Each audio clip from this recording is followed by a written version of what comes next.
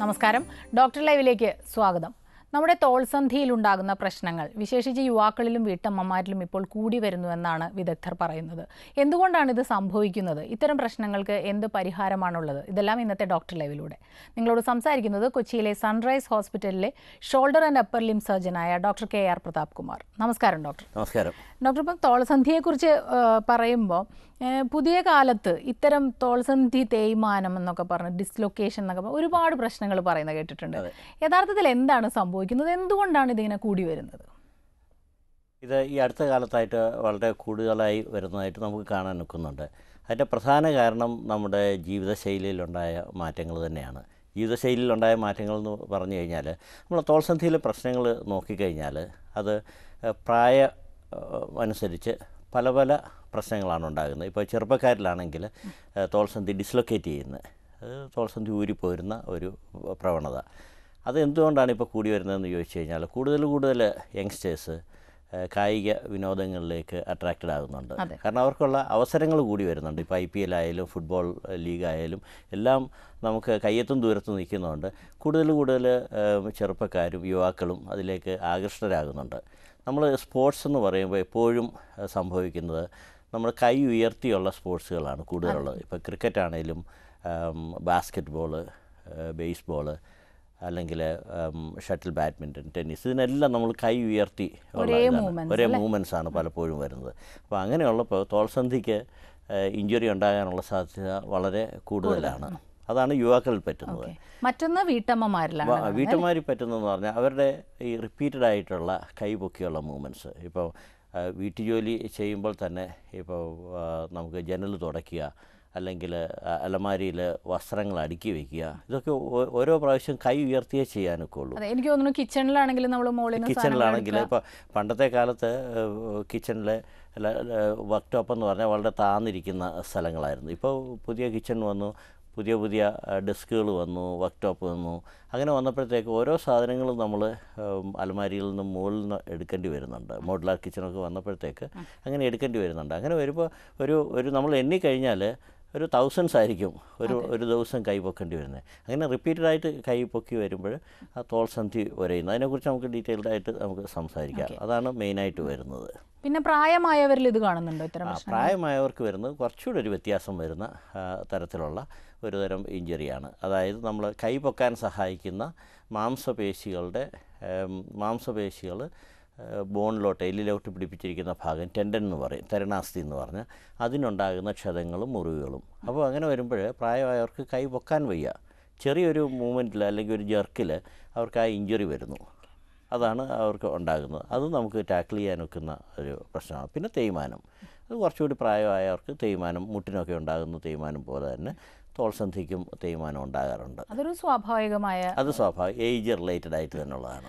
എനിക്ക് തോന്നുന്നു യുവാക്കൾക്കാണല്ലോ അവരുടെ ചലനശേഷി ഏറ്റവും ഇമ്പോർട്ടൻ്റ് ആയിട്ടിരിക്കുന്നത്. അപ്പോൾ യുവാക്കളിൽ ഉണ്ടാകുന്ന നമ്മൾ പൊതുവെ സാധാരണയായിട്ട് കണ്ടുവരുന്ന പ്രശ്നങ്ങൾ എന്തൊക്കെയാണെന്നൊന്ന് ഡീറ്റെയിൽഡ് ആയിട്ട്. ഏറ്റവും കൂടുതലായിട്ട് വരുന്നത് ഡിസ്ലൊക്കേഷൻ തന്നെയാണ് ഏറ്റവും കൂടുതലായിട്ട്. അപ്പോൾ ആ ഡിസ്ലൊക്കേഷനിൽ സംഭവിക്കുന്നത് എന്താണെന്ന് വെച്ച് കഴിഞ്ഞാൽ നമുക്ക് ഈ തോൾസന്ധിയാണ് ശരീരത്തിലെ ഏറ്റവും കൂടുതൽ അനക്കമുള്ള ഒരു സന്ധി എന്ന് പറഞ്ഞാൽ. ഡോക്ടർ, നമ്മുടെ ഒരു കോളർ വെയിറ്റ് ചെയ്യുന്നുണ്ട്. ശരി. ഹലോ. നമസ്കാരം. ചോദിച്ചോളൂ ഡോക്ടറോട്. നമസ്കാരം ഡോക്ടർ. നമസ്കാരം ഡോക്ടറെ, ഞാൻ എന്റെ വൈഫിന് വേണ്ടിയാണ്, എന്റെ പേര് റോയ് എന്നാണ്. ശരി. ഞാൻ എന്റെ വൈഫിന് വേണ്ടിയാണ് സംസാരിക്കുന്നത്. വൈഫിന്റെ ഈ തോളിനോട് ബന്ധപ്പെട്ട ഒരു കോളർ ബോൺ ഉണ്ടല്ലോ, ഈ കോളർ ബോണിന്റെ ഈ കഴുത്തിനോട് ചേർന്ന ആ എൻഡ്, ആ ബോൺ തമ്മിൽ വിട്ടു നിൽക്കുകയാണ് കുറച്ച് ദിവസമായിട്ട്. എത്ര വയസ്സുള്ളതാണ്? 63 വയസ്സുണ്ട്. അത് ശരി. അത് വിട്ടു നിൽക്കുകയാണെന്ന് തോന്നാൻ കാര്യം എന്താണ്? അവിടെ സ്വെല്ലിംഗ് ഉണ്ടോ? സ്വെല്ലിംഗ് ഒന്നുമില്ല, പതുക്കെ ഇങ്ങനെ പൊങ്ങിയിട്ട് രണ്ട് ബോൺ തമ്മിൽ അല്പം അകന്ന് ഇങ്ങനെ പൊങ്ങി നിൽക്കുകയാണെങ്കിൽ വേദന ഇടയ്ക്ക് ഉണ്ടാവാറുണ്ട്. ശരി. ഇത് എങ്ങനെ സംഭവിക്കും? കാരണം അവിടെ പ്രത്യേക ലോഡൊന്നും വരുന്നത് കൊണ്ടാണോ എന്താണോ ഇങ്ങനെ സംഭവിച്ചെന്ന് അറിയില്ല. കുറേശ്ശെ പെയിൻ ഉണ്ട്. ഡോക്ടർ, എനിക്കൊരു സംശയം തോന്നിയത് ഈ വിട്ടു നിൽക്കുകയാണ് എന്ന് നമുക്ക് സ്വയം മനസ്സിലാക്കാൻ? അത് കുറച്ച് മനസ്സിലാക്കാൻ ഒക്കും.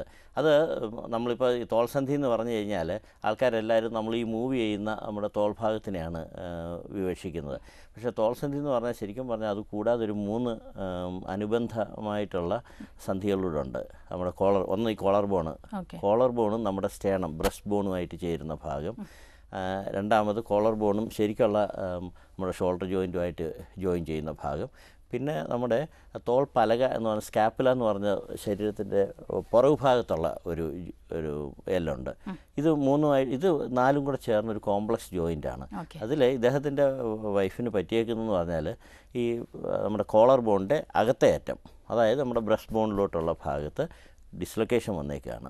അതെന്തുകൊണ്ടാണ് ഡിസ്ലൊക്കേഷൻ വന്നേക്കുന്നതെന്ന് പരിശോധിച്ചെങ്കിലേ പറയാനൊക്കെ ഉള്ളൂ. പക്ഷേ 1-2 ഇഷ്യൂസ് ഉണ്ടാകാം. ഒന്ന്, നമുക്ക് വീഴ്ചയിൽ പറ്റുന്ന, ഇദ്ദേഹം അങ്ങനെ വീഴ്ചയുടെ കാര്യം പറഞ്ഞില്ല. അപ്പോൾ രണ്ടാമത് പറ്റുന്നത് ആർത്രൈറ്റിസ് കൊണ്ട്. അത് പ്രത്യേകിച്ച് ഈ ഏജിൽ അങ്ങനത്തെ ഒന്ന് സംഭവിക്കാനൊക്കുന്നതാണ്. അത് ഒരിക്കൽ വന്നു കഴിഞ്ഞാൽ അതിന് എത്രമാത്രം ബുദ്ധിമുട്ടുണ്ടെന്നുള്ളതനുസരിച്ചാണ് നമുക്ക് അതിൻ്റെ ട്രീറ്റ്മെൻറ്റ് പറഞ്ഞു കൊടുക്കുന്നത്. പലപ്പോഴും ഇദ്ദേഹത്തിൻ്റെ ഭാര്യ ഒരു ഡോക്ടറെ കാണിക്കുന്നതാണ്. കണ്ടിട്ട് അത് വർക്കൗട്ട് ചെയ്യേണ്ടി വരും എന്തുകൊണ്ടുണ്ടായി എന്നുള്ളത്. പലപ്പോഴും സ്ത്രീകൾ ഈ അസ്യൂം ചെയ്തിട്ട് ചികിത്സിക്കാതെ വയ്ക്കുന്ന ഒരവസ്ഥയാണ്. അതെ. അടുത്ത ഒരു കോളിലേക്ക് പോകണ്ടോ? ശരി. ഹലോ. നമസ്കാരം, ഡോക്ടർ ലൈവ് ആണ്. ചോദിച്ചോളൂ ഡോക്ടറോട്. ഞാൻ പാലക്കാട് നിന്ന് റെജിലിയാണ്. ചോദിച്ചോളൂ. എന്റെ വലത് ഷോൾഡറിന് ഒരേ കടച്ചിൽ കുറേയായി. അപ്പൊ അത് എന്തുകൊണ്ടാണ് ഉണ്ടാകുന്ന അറിയാൻ വേണ്ടിയിട്ടാണ്. കൈ കടച്ചിൽ ഇളകി പറഞ്ഞാൽ എനിക്ക് ഒരു ബലമില്ലാത്ത പോലെയൊക്കെ തോന്നുക. ശരി, കടച്ചിൽ എന്ന് പറഞ്ഞുകൊണ്ട് ഉദ്ദേശിച്ച വേദനയാണോ അതോ കൈ പൊക്കാനുള്ള ബുദ്ധിമുട്ടാണോ? ഒരുതരം ഒരു വേദനയാ, പറയാൻ പറ്റാത്ത ഒരു. ശരി, എത്ര വയസ്സുണ്ട്? എനിക്ക് 28 വയസ്സ്. 28 വയസ്സ്. എന്തായാലും ജോലി ചെയ്യുന്നുണ്ടോ? പ്രത്യേകിച്ചുള്ള ജോലി? വീട്ടിൽ ജോലി മാത്രമേ ഉള്ളൂ. വീട്ടിൽ. അത് എനിക്ക് തോന്നുന്നത് നമ്മൾ നേരത്തെ പറഞ്ഞ വീട്ടമ്മയുടെ ഒരു ഇഷ്യൂ ആണ് വന്നേക്കുന്നത്. അതിൽ ഏറ്റവും കൂടുതൽ വരുന്നത് ഇംപിഞ്ച്മെൻ്റ് എന്ന് പറഞ്ഞ ഒരു സംഭവമുണ്ട്. ഇംപിഞ്ച്മെൻ്റ് എന്നുള്ളതിൻ്റെ മലയാള വാക്കെന്ന് പറഞ്ഞാൽ തോൾ ഉരസുക എന്ന് തന്നെയാണ്. അതിപ്പോൾ എങ്ങനെയാണെന്ന് ഞാൻ ഒരു മോഡലിൽ കാണിച്ചു തരുന്നതായിരിക്കും എളുപ്പം. നമ്മൾ തോൾ സന്ധിയുടെ ഒരു മോഡലാണിത്. ഇത് കണ്ടു കഴിഞ്ഞാൽ നമുക്കറിയാം, ഇത് നമ്മുടെ ഹ്യൂമറസ് എന്ന് പറഞ്ഞ ബോണ്, ഇത് തോൾ സന്ധിയുടെ ബോണാണ്. ഇതൊരു ഗ്യാപ്പുണ്ട്. കൈ നമ്മൾ പൊക്കുമ്പോഴത്തേക്ക് ഈ ഗ്യാപ്പ് കുറഞ്ഞു വന്നിട്ട് ഇതിനൊരു തരുണാസ്ഥി എന്ന് പറഞ്ഞ സാധനമുണ്ട്. അത് കിടന്ന് ഉരഞ്ഞുകൊണ്ടിരിക്കും. ഓരോ പ്രാവശ്യം ഇത് കൈ ഉരയുന്ന ഉടനെ നമുക്ക് വേദന വന്നുകൊണ്ടിരിക്കും. ഉരഞ്ഞു കഴിഞ്ഞാൽ നീര് വയ്ക്കും. നീര് വെച്ച് കഴിഞ്ഞാൽ ഓട്ടോമാറ്റിക്കായിട്ട് നമുക്ക് വേദന ഉണ്ടാകും. അപ്പോൾ ഇത് എന്തുകൊണ്ട് സംഭവിക്കുന്നു എന്ന് ചോദിച്ചാൽ, പലതവണ നമ്മൾ കൈ പൊക്കി റിപ്പീറ്റഡ് ആയിട്ടുള്ള മൂവ്മെൻറ്റ് കൊണ്ട് നീര് വെച്ച് ഉണ്ടാകുന്ന ഒരു അസുഖമാണ്. അതാണ് ടിപ്പിക്കൽ തരുണാസ്ഥിയുടെ മുകളിൽ സാധാരണ ജോയിന്റ്സിൽ നമുക്കൊരു ലൂബ്രിക്കന്റ് പോലെ ഒരു സാധനം ഉണ്ട്. ഇവിടെയും ലൂബ്രിക്കൻ്റ് ഉണ്ട്. പക്ഷേ ഇത് നമ്മൾ കണക്കിൽ കൂടുതൽ ഉപയോഗിക്കുമ്പോൾ ആണ് സാധാരണഗതിയിൽ ഇതുണ്ടാകുന്നത്. ഇപ്പോൾ ഇത് നമുക്ക് ഒരു ടിപ്പിക്കൽ വീട്ടമ്മയായിട്ട് തന്നെ നമുക്ക് കണക്കാക്കാം.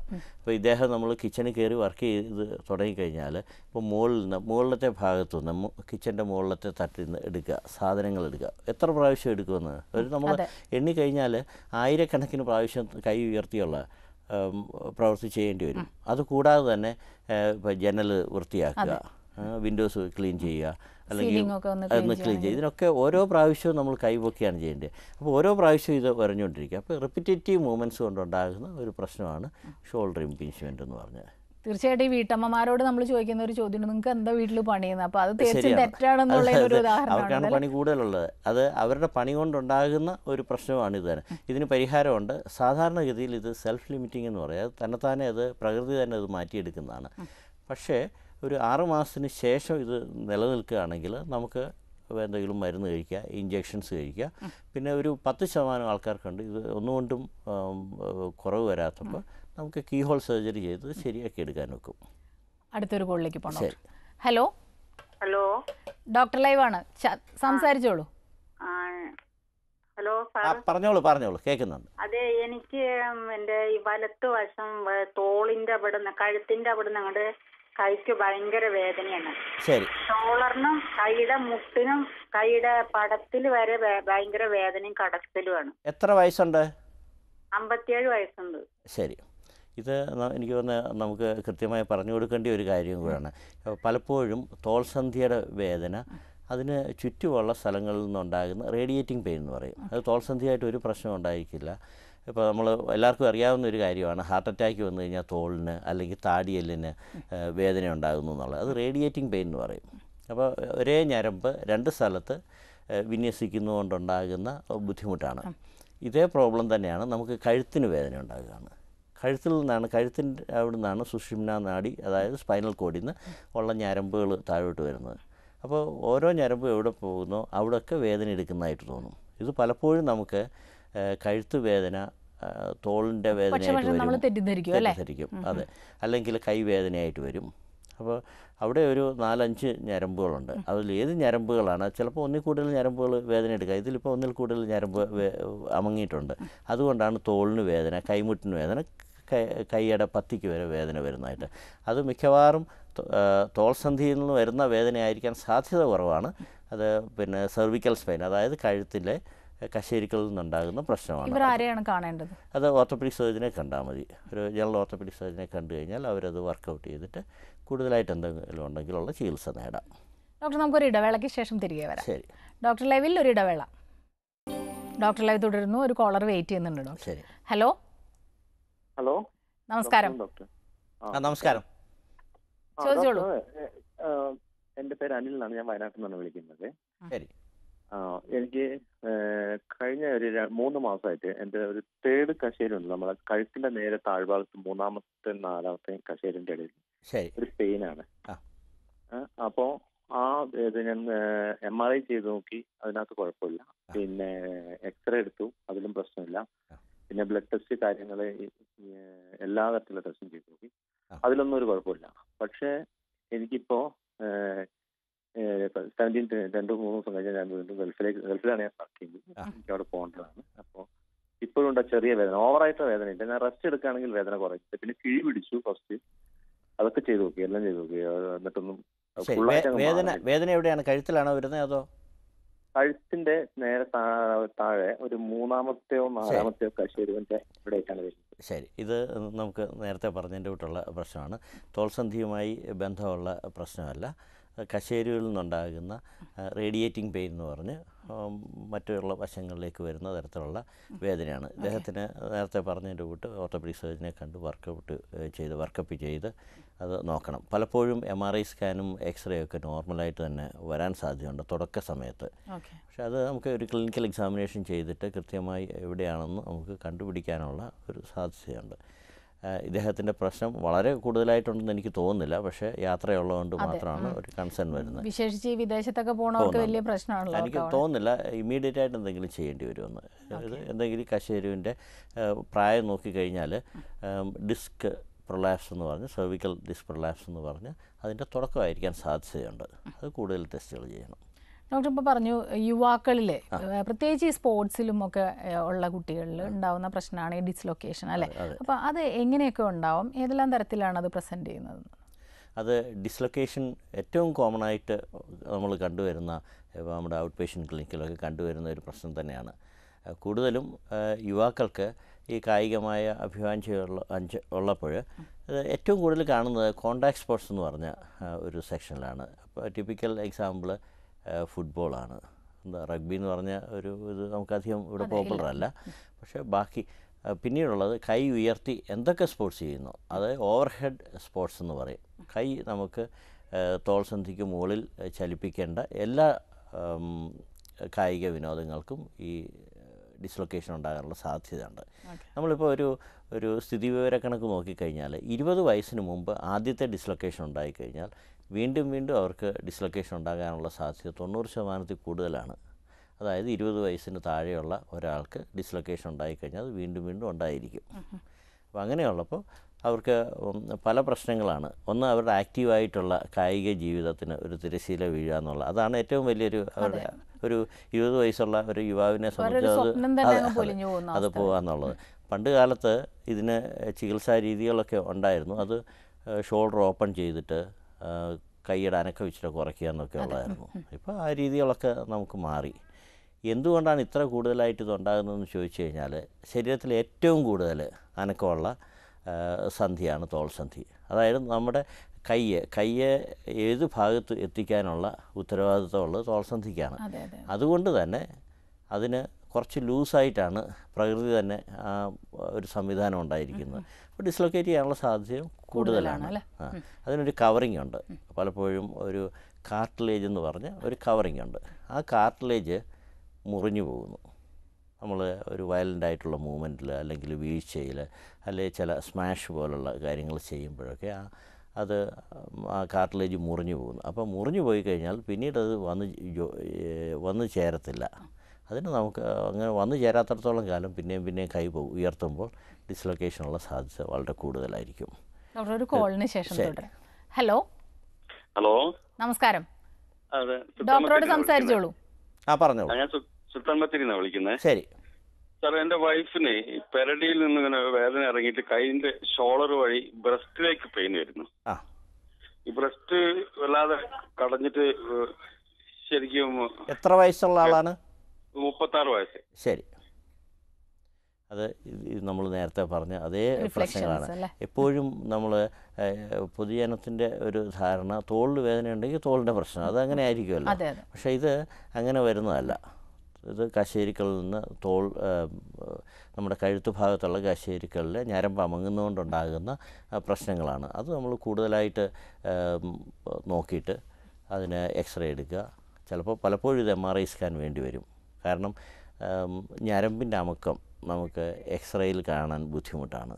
അതിന് പലപ്പോഴും MRI സ്കാൻ എടുത്തിട്ട് അവിടുത്തെ സ്പേസും ഇതിൽ എത്രത്തോളം അമുക്കമുണ്ട് എന്ന് നോക്കി കണ്ടുപിടിക്കേണ്ടിയിരിക്കുന്നു.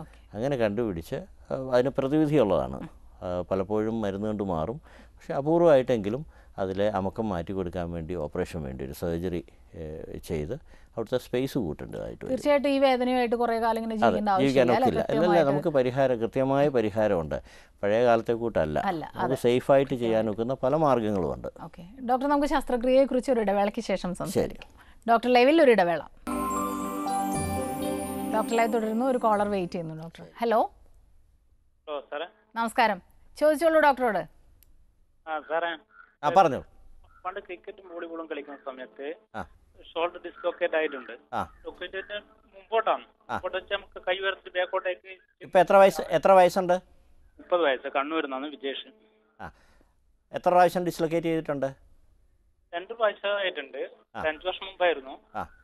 കൈ ഉയർത്തിട്ട് ബാക്കോട്ടിന്റെ പൊസിഷനിലേക്ക് ആക്കുമ്പോഴാണ്. ശരി, ഇത് ഒരു ടിപ്പിക്കൽ ഏജിലുള്ള 30 വയസ്സിന് താഴെയുള്ള ഒരാൾക്ക് ഡിസ്ലൊക്കേഷൻ വന്നേക്കാണ്. 20 വയസ്സുള്ള അതിന് താഴെയുള്ള പ്രായത്തിലുള്ള ആൾക്കാരുടെ അത്രയും പ്രാവശ്യം അത് ഡിസ്ലൊക്കേറ്റ് ചെയ്യാനുള്ള സാധ്യത കുറവാണ്. പക്ഷേ ഇദ്ദേഹത്തിന് ക്രിക്കറ്റൊക്കെ കളിക്കുന്ന ആളാണ്. തിരിച്ച് ക്രിക്കറ്റൊക്കെ കളിക്കാൻ പോകണമെന്നുണ്ടെങ്കിൽ ശസ്ത്രക്രിയ വഴി അത് ചെയ്ത് ഫിക്സ് ചെയ്യേണ്ടി വരും. നേരത്തെ നമ്മൾ പറഞ്ഞതിൻ്റെ കൂട്ട് കാർട്ടിലേജിന് മുറിവ് സംഭവിച്ചുകൊണ്ടാണ് ഇത് പറ്റിയിരിക്കുന്നത്. അപ്പോൾ ഇനി അത് വീണ്ടും അദ്ദേഹം ക്രിക്കറ്റിൽ പോയി കൈ ഉയർത്തി എന്തെങ്കിലും ചെയ്യുകയാണെങ്കിൽ ഡിസ്ലൊക്കേറ്റ് ചെയ്യാനുള്ള സാധ്യത വളരെ കൂടുതലാണ്. അപ്പോൾ തിരിച്ച് സ്പോർട്സിൽ പോകണമെന്നുണ്ടെങ്കിൽ, അല്ലെങ്കിൽ ഈവൻ അതർവൈസ് ഇത് ഒരു കീഹോൾ സർജറി ചെയ്ത് നമുക്കത് ഉറപ്പിക്കാനുള്ളതേ ഉള്ളൂ. കീഹോൾ സർജറി അത് പഴയ കാലത്ത് ഇത് ഓപ്പൺ സർജറിയാണ് ചെയ്തിരുന്നത്. ഓപ്പൺ സർജറി ചെയ്ത് കഴിഞ്ഞാൽ എപ്പോഴും നമ്മുടെ കൈയുടെ അനക്കം കുറയും. അപ്പോൾ കായിക വിനോദത്തിലേക്ക് തിരിച്ചു പോകാനുള്ള സാധ്യത കുറയും. അതുകൊണ്ട് തന്നെ എല്ലാവർക്കും പേടിയായിരുന്നു. അതെ, ഇപ്പോൾ എന്ന് പറഞ്ഞാൽ കീഹോൾ വഴി നമ്മളിത് മുറിഞ്ഞു പോയ ഭാഗം തിരിച്ച് ബോണിലേക്ക് ഉറപ്പിച്ചു കഴിഞ്ഞിട്ട് അത് ഹീൽ ചെയ്യാൻ കുറച്ച് സമയമുണ്ട്, 6 ആഴ്ചയുണ്ട്. അത് കഴിഞ്ഞ് കുറച്ച് റീഹാബിലിറ്റേഷൻ ഉണ്ട്, ഫിസിയോതെറാപ്പി ചെയ്തിട്ട് 4 മാസം കഴിയുമ്പോൾ അവർക്ക് പഴയ പോലെ തന്നെ ഏത് സ്പോർട്സിലാണോ അവരുണ്ടായിരുന്നത് അതിലേക്ക് തിരിച്ചു പോകാനൊക്കും. അതാണ് പലപ്പോഴും ആൾക്കാർ വന്ന് ചോദിക്കുന്ന ഒരു സംശയമാണ്. അത് ഉറപ്പായിട്ടും നമുക്ക് തിരിച്ചു പോകാൻ ഒക്കുന്നതാണ്. ഡോക്ടർ, അപ്പോൾ ഈ കീഹോൾ ശസ്ത്രക്രിയ വന്നതുകൊണ്ടുള്ള അഡ്വാൻറ്റേജസ് എന്തൊക്കെയാണ്? പ്രൊസീജിയർ എന്താണെന്ന് നോക്കുന്നത്? കീഹോളിൻ്റെ ഡെഫിനറ്റ് ആയിട്ടുള്ള അഡ്വാൻറ്റേജ് എന്ന് പറഞ്ഞാൽ നമുക്ക് ഓപ്പൺ ചെയ്യേണ്ടി വരുന്നില്ല എന്നുള്ളതാണ്. അപ്പോൾ വലിയ സ്കാറില്ല. പിന്നെ ഏറ്റവും വലിയ ബുദ്ധിമുട്ടെന്ന് പറഞ്ഞാൽ ഓപ്പൺ ശസ്ത്രക്രിയയിൽ നമുക്ക് നോർമലായിട്ടുള്ള പല മസിലുകളും ടെൻഡനുകളും ഒക്കെ മുറിച്ചതിന് ശേഷമേ അകത്തോട്ട് നമുക്ക് ജോയിൻറ്റിനകത്ത് കിടക്കാനൊക്കെ ഉള്ളൂ. ഇതങ്ങനെയല്ല. ഇത് നമുക്ക് ചെറിയൊരു ഹോളിൽ കൂടെ നമുക്ക് ജോയിൻറ്റിനകത്ത് കടന്നിട്ട് നമുക്ക് ഇത് എൻലാർജ് ചെയ്തുള്ള ഒരു വ്യൂ കാണാൻ വെക്കും ക്യാമറ വഴി വലുതാക്കി. അപ്പോൾ എന്ത് ചെറിയ പ്രശ്നമുണ്ടെങ്കിലും നമുക്ക് വലുതാക്കി നോക്കാൻ വെക്കും. എന്നിട്ട് നമുക്ക് ഇത് ആങ്കർ എന്ന് പറയുക, വോളിലൊക്കെ ഭിത്തിയിലൊക്കെ ആങ്കർ ഇടുന്ന മട്ടിൽ നമുക്ക് ബോണിലുള്ള ഒരു ആങ്കറുണ്ട്, ബയോഡിഗ്രേഡബിൾ ആങ്കർ എന്ന് പറയും. അതായത് നമുക്ക് ആവശ്യം കഴിഞ്ഞ് അത് ബോണിലേക്ക് അലിഞ്ഞു പോകുന്ന തരത്തിലുള്ള ആങ്കേഴ്സ് ഉണ്ട്. അതിൽ സ്റ്റിച്ചുണ്ട്. അത് സ്റ്റിച്ച് ചെയ്ത് പഴയ ഭാഗത്തേക്ക് തുന്നി ചേർക്കുകയാണ് ചെയ്യുന്നത്. അപ്പോൾ അതൊന്ന് ഹീൽ ചെയ്യാനുള്ള സമയമാണ് ഞാനീ പറഞ്ഞ സമയം. അത് കഴിഞ്ഞിട്ട് നമുക്ക് ആ മസിലിനെ രണ്ടാമത് റീട്രെയിൻ ചെയ്തിട്ട് പഴയ രൂപത്തിലാക്കിയെടുത്ത് നമുക്ക് കളിക്കാൻ പോകാം. എല്ലാ കായിക വിനോദങ്ങളിലും നമുക്ക് പങ്കെടുക്കാനൊക്കും. ഇപ്പോൾ പല ക്രിക്കറ്റേഴ്സിനെയൊക്കെ, പ്രൊഫഷണൽ ക്രിക്കറ്റേഴ്സിനെ, ഫുട്ബോളേഴ്സിനെയൊക്കെ നോക്കിക്കഴിഞ്ഞാൽ അവരൊക്കെ പലരും ഇത് ചെയ്തിട്ടുള്ളതാണ്. അവർക്ക് സക്സസ്ഫുള്ളായിട്ട് തന്നെ തിരിച്ചു പോകാനൊക്കും. ഓക്കെ, തീർച്ചയായിട്ടും ഈ ശസ്ത്രക്രിയ എന്ന് കേൾക്കുമ്പോൾ ഭയക്കുന്നവരോട് അപ്പോൾ കൃത്യമായിട്ടുള്ള പ്രതിവിധിയുണ്ട്, തിരിച്ചു പോവുകയും ചെയ്യാം. ഡോക്ടർക്ക് എന്താണ് ഒരു മെസ്സേജ് പറയാനുള്ളത്? അല്ല, അത് എപ്പോഴും ഒരു ഭയം കൊണ്ടാണ് ആൾക്കാർ മാറുകയും ഒരു അപ്രിഹെൻഷൻ ശരിയാകുമോ എന്നുള്ളത്. ഇപ്പോൾ പുതിയ ആധുനികമായ ഉപകരണങ്ങളും ആധുനികമായ ശസ്ത്രക്രിയാ രീതികളും ഉള്ളതുകൊണ്ട് നമുക്ക് ഒട്ടും ഭയക്കാതെ തന്നെ ഇത് ശസ്ത്രക്രിയ ചെയ്ത് പൂർവാധികം ഭംഗിയായി പഴയ പോലുള്ള കായിക വിനോദത്തിൽ ഏർപ്പെടാൻ ഒക്കും. അത് ഇതിനെല്ലാം പരിഹാരമുണ്ട് താനും. ഓക്കെ, നമ്മുടെ വൈദ്യശാസ്ത്രം അത്രയ്ക്ക് നന്നായി പുരോഗമിക്കുന്നു. പ്രത്യേകിച്ച് കേരളത്തിൽ കൃത്യമായ ചികിത്സാ സംവിധാനങ്ങളും ഉണ്ട് അല്ലേ? എല്ലാവരും അത് അറിഞ്ഞിരിക്കുന്നത് വളരെ നന്നായിരിക്കും. ഡോക്ടർ, വളരെയധികം നന്ദി ഞങ്ങളോട് സഹകരിച്ചതിന്. ഇന്നത്തെ ഡോക്ടർ ലൈവ് ഇവിടെ അവസാനിക്കുന്നു. നമസ്കാരം.